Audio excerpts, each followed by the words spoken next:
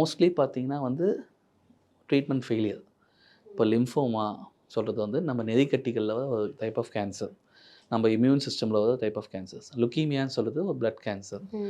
Multiple மைலோமான்னு சொல்கிறது வந்து வயதான பீப்புளில் வர ஒரு டைப் ஆஃப் போன் கேன்சர், அதுவும் இம்யூன் சிஸ்டமில் வர கேன்சர்ஸ் தான்.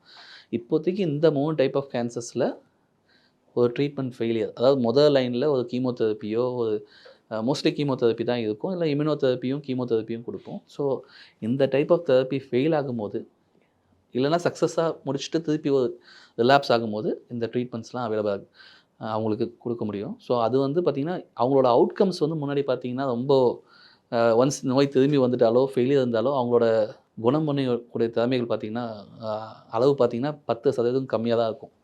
இப்போது இந்த கார்டி செல் ட்ரீட்மெண்ட்லாம் வந்தபோது இந்த ஃபெயிலியரான பேஷண்ட்ஸோட அவுட்கம்ஸ் பார்த்திங்கன்னா ஆல்மோஸ்ட் வந்து க்யூர் பண்ணுறதுக்கு வந்து ஆல்மோஸ்ட் 50% 60% ஆயிருக்கு.